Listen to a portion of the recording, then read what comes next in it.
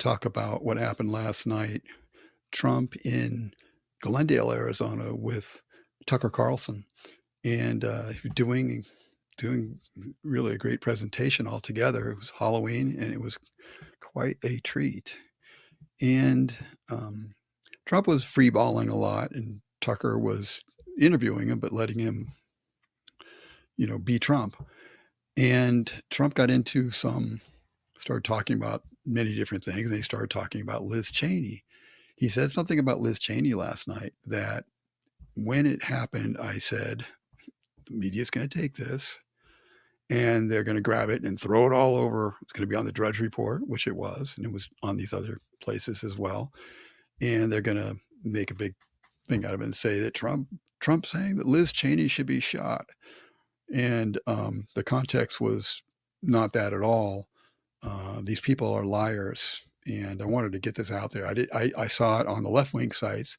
I didn't see early this morning when I woke up. I didn't and looked at the news. I didn't see anything on Fox or Newsmax or One American News or anything. Like, hey, we got to be on this stuff and not let the left just grab the narrative and run with it. You got to wake up early in the morning, as they say, to deal with these people. So I'm going to do that a little bit right now. We bring in some footage here of give you more perspective, because you're not going to see this perspective. You're only going to see a little chop of certain words that were said, and they're going to throw that out to throw some chum out to the shark, so to speak, and let people just gobble it up and run with it. And they have these preconceived ideas in their mind that Trump is Hitler already, because the media is telling them that. And so then you throw in something without context, what they're going to do. They're going to run with it. So let's give you some actual context of this so you see what's going on.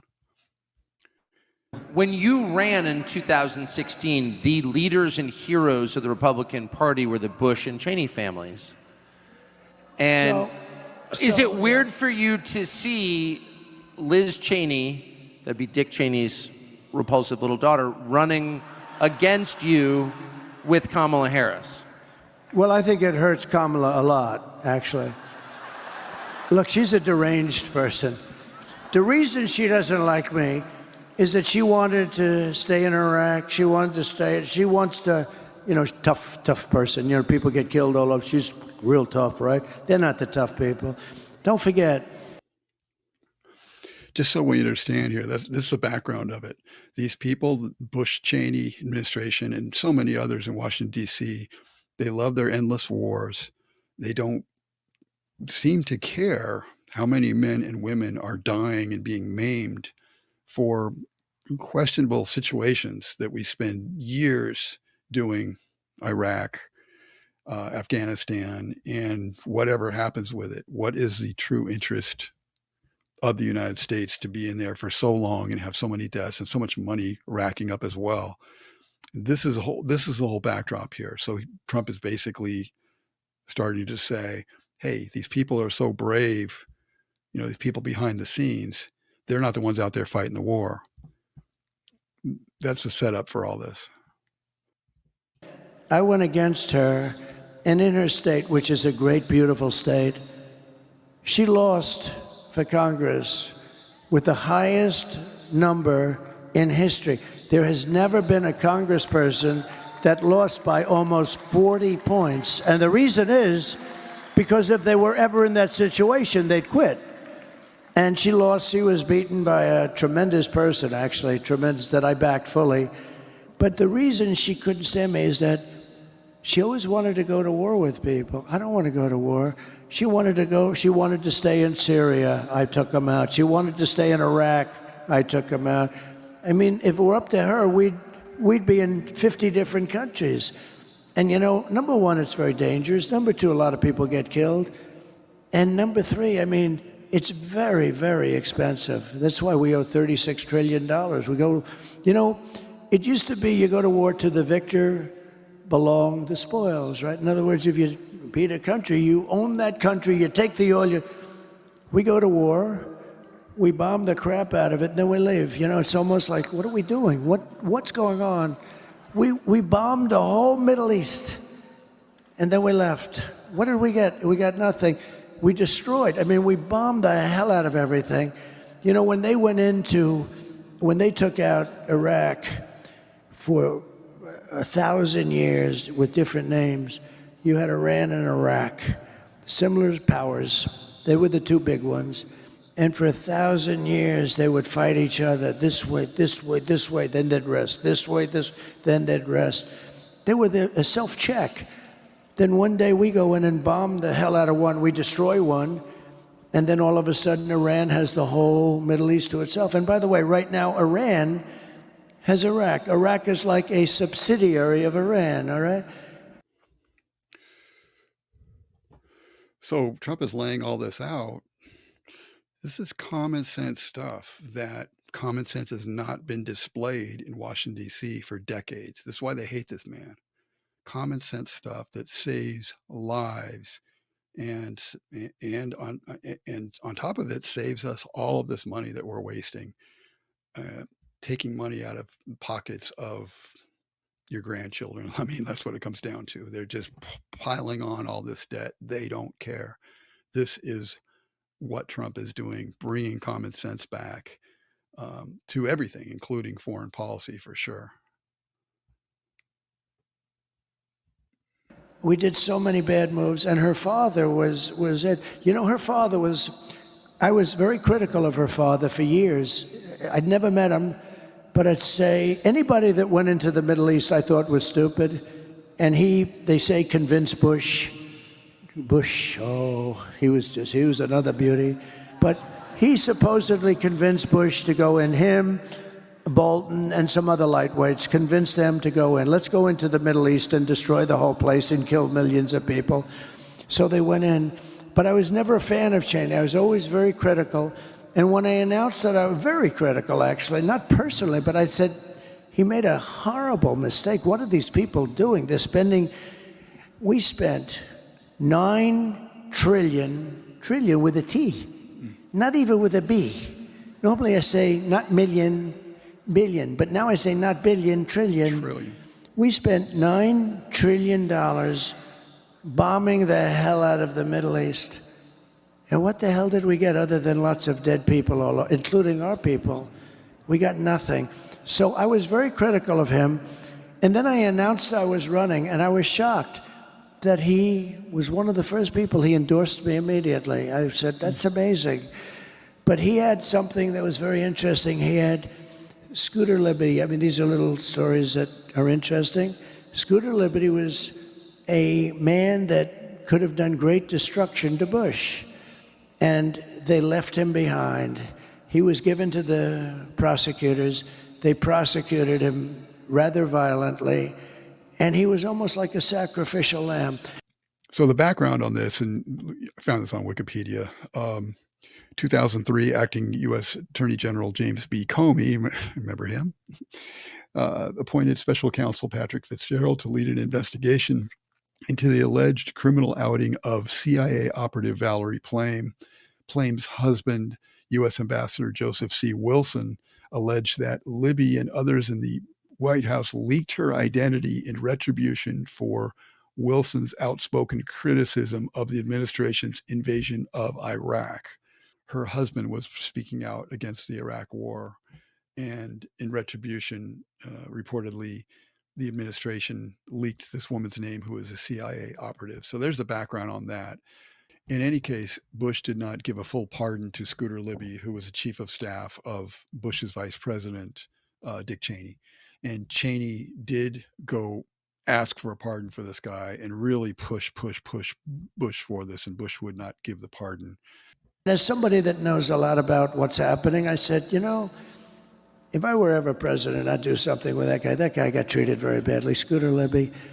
And when I became president, I actually called Dick Cheney. I said, let me ask you about Scooter Libby. He was best friends. He was begging Bush to give Scooter Libby a pardon, but Bush didn't have the courage to do it. You know, it takes courage to give a pardon. By the way, what Trump is saying here was backed up by a Time magazine article. Why Scooter Libby didn't get a presidential pardon until now, and it goes through the whole story of talking about Bush had already showing favoritism. He was already accused of showing favoritism to someone in his administration when he commuted Libby's sentence. That wasn't a full pardon. So he saved Libby from serving 2.5 years in jail, which was good. But pardons go further, restoring some rights that are usually revoked for those with criminal convictions, as well as reducing the stigma that comes with the offense, of course. So it says that's why the Time magazine article said that's what Cheney wanted from his former aide. But Bush thought Libby didn't deserve a pardon, and Cheney never forgave him. So there's a whole story on that. It does take a certain courage because the press comes after, et cetera, et cetera. And he didn't have the courage to give him, he should have given him a pardon, but he didn't have the guts to do it. But Scooter, and what happened is Dick Cheney, for years, for a long time, hated Bush. And don't let anyone tell you, he hated. He said, you don't leave your wounded behind. And I understand that. And Scooter Libby really saved Bush because he could have said things that would have been very dangerous for Bush in terms of getting impeached, in terms of going to jail, in terms of bad things happening. But Scooter Libby didn't do that. And in all fairness to Cheney, I give him credit for this. He was very loyal to him, but he couldn't get Bush to do what he should have done. I came into government and I did what they should have done. They didn't have the guts to do it. I did it. And Scooter Libby was pardoned. I gave him a pardon. And I never met Scooter Libby, by the way. Never talked to him before that.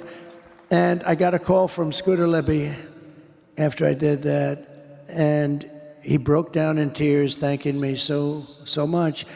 And then Cheney called me. And he said, that was so incredible what you did for Scooter Libby, because he was really on Scooter Libby's.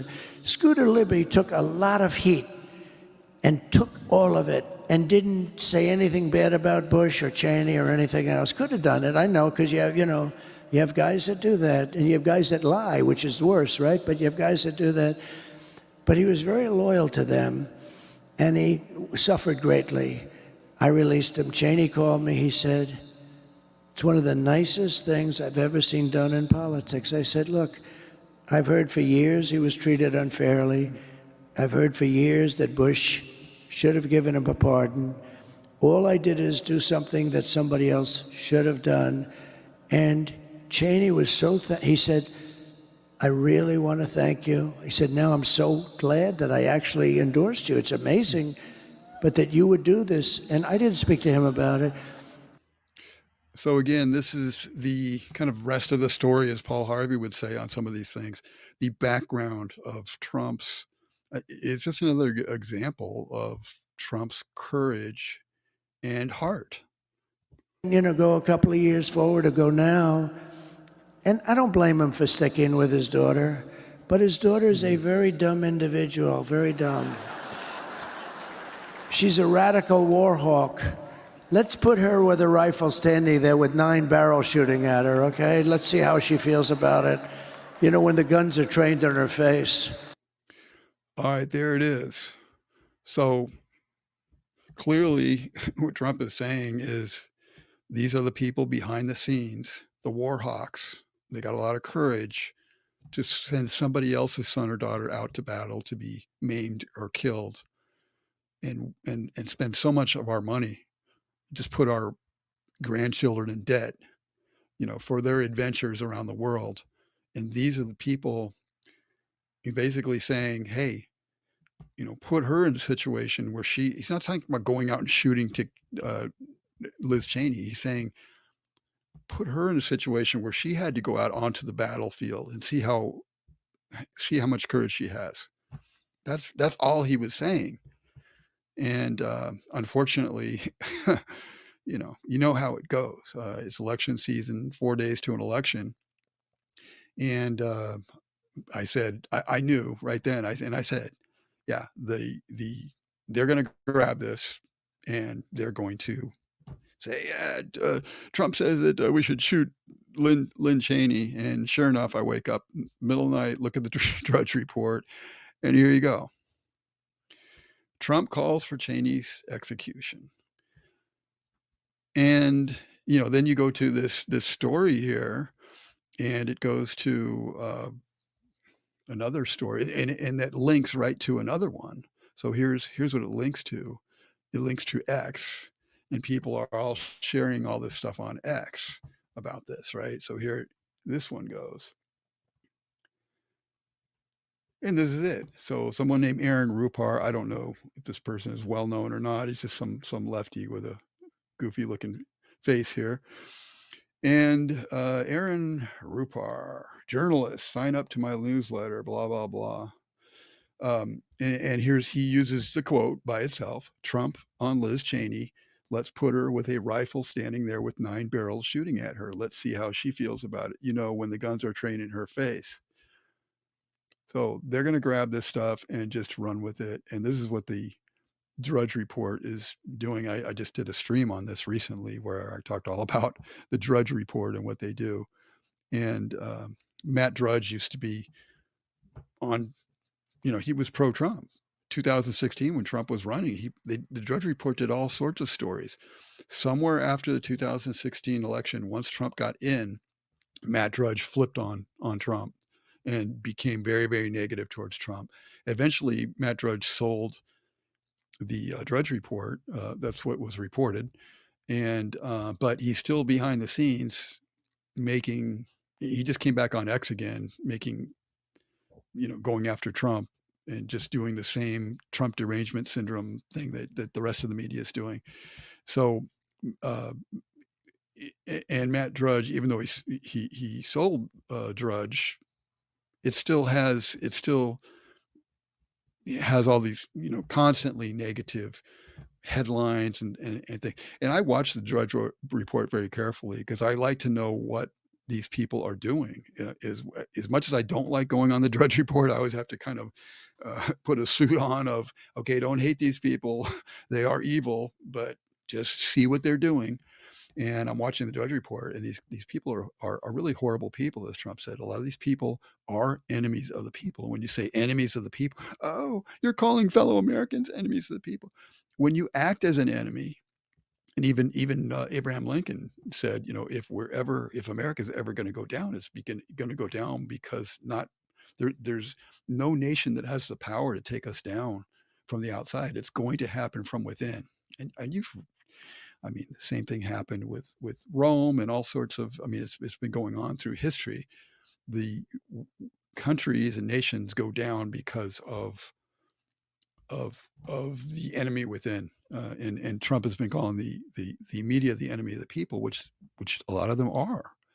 This is just stating the fact. It's not about anything other than stating the fact. And these people are, and then everything that they do, they flip in. The evil that Kamala Harris is, and the evil behind her, and the people that support her, she just lies over and over. And all they do is flip, and they gaslight, and they say that our side is doing these things. These people, I believe, are saying things in a way to, if they can't win, and they may not think they can win at this point, they want to just burn the whole thing down, basically. They want to destroy America. If they can't have America, they want to burn it down, and they cannot have Trump get in, especially with the team he's got, with RFK Jr., with Vivek, with Tucker on board, with Tulsi Gabbard. With Elon Musk, he has put a team around with him that is in position to really change this country and transform this country. I really believe that. And we're on the cusp of something amazing, but I don't think these people, they're going to do their damnedest to make sure that America does not wake up. And they're also afraid, a lot of these people are afraid that if Trump gets into power, they are going to be in trouble because a lot of these people are criminals. And what they've been doing to America, we're just finding out. And before Trump, we really didn't know these things. With Trump in there, we are learning so much about what these people have done in so many different ways. And people are coming out. Trump, as Tucker Carlson said, Trump has given Americans the courage to question, to open their eyes. And there's so many Americans out there doing that now that it's very heartening to see. But we are in a danger zone for sure. If these people are allowed to take this election, it would be very difficult for America to come back from that, to be able to I mean, once socialist, communist type people get into power in countries, they don't give up that power willingly. They do not. And these people in power right now are not going to give up their power willingly. So God help us. We need to be in prayer. We need to go out and vote and get everyone we know to vote. And we need to watch the polls and stand up for our country. Anyway, thanks for being with me, and we will see you next time.